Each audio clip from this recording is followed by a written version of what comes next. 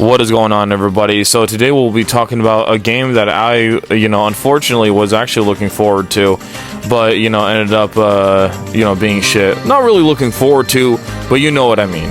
It's like, this was a game that I actually was hoping would be better than, the game that I would assume that it's trying to copy, which was a combination of GTA and then Cyberpunk 2077. So apparently, this new game, MindsEye, is under a lot of controversy for being like this garbage game that has no substance, lacks performance in any way, shape, or form, and doesn't even look anything like it doesn't even look like it's done.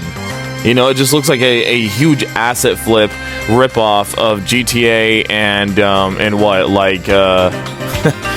was it? And Cyberpunk, like I said.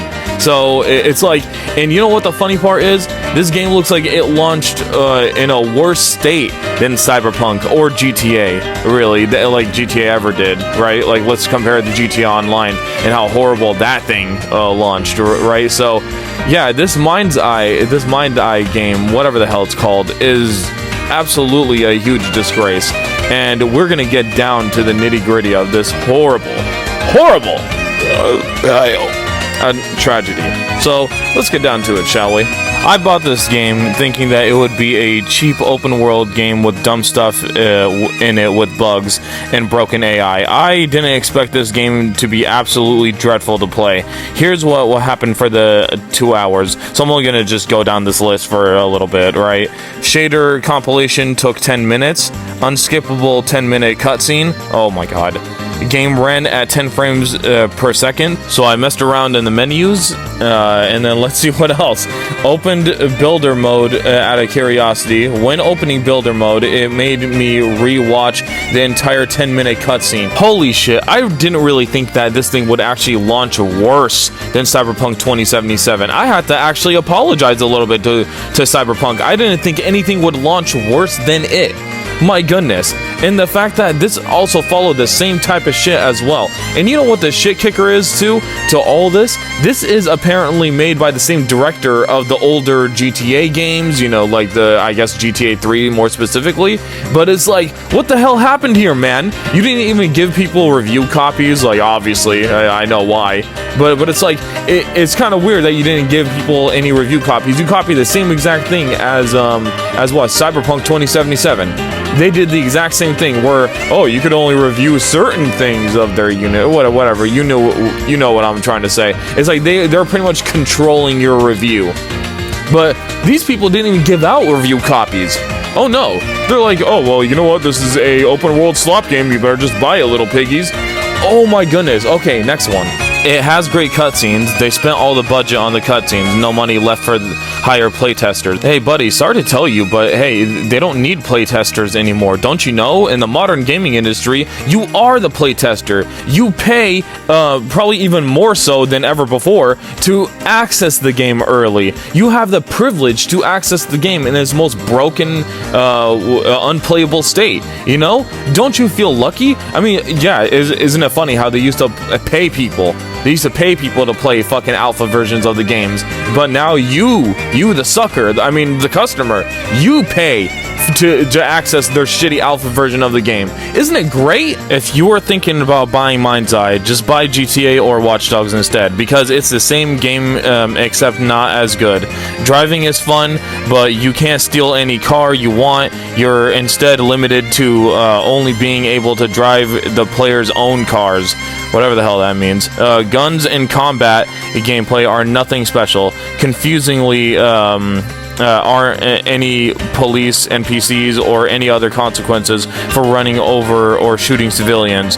The mini drone you control could have been the game's gimmick that saved it from being a GTA clone, but abilities are unfortunately extremely limited and doesn't justify making its own video game out of.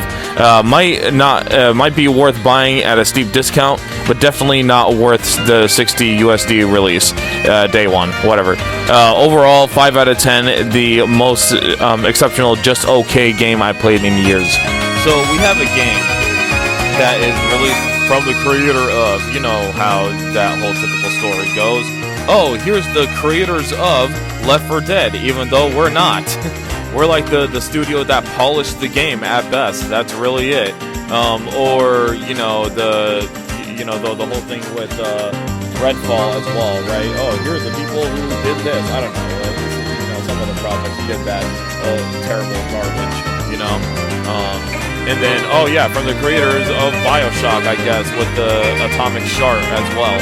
So, you know, every time you get these games that say, from the creators of, right, because this was touting to be, oh, from the GTA creators or whatever. Isn't it funny how as soon as they get more control or more reign over their projects, this is what happens to them?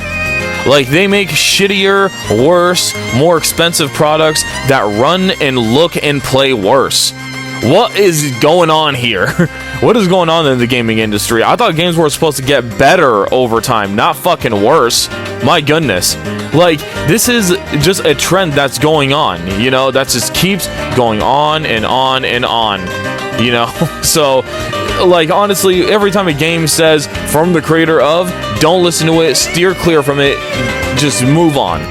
God, don't buy this game. This is a collection of cutscenes that go on forever, interspread with long driving sequences that insult you for being so logical.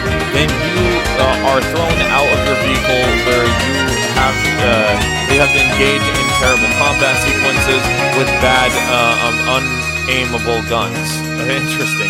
This once again reinforces to me to never buy games where you can't find an honest review before it's available. It is not, I'm not going to play this rubbish. So this is yet another cutscene heavy garbage game with, again, worse gameplay than its previous predecessors and hell, even the previous, like competition to GTA back in the day, right? I mean, back in the day when GTA actually had competition. Oh my god. I was really looking forward to something like MindsEye because I was hoping that it would actually, like, beat the shit out of GTA with this bland-ass gameplay, right? And I don't even feel like GTA 6 is going to be that great either.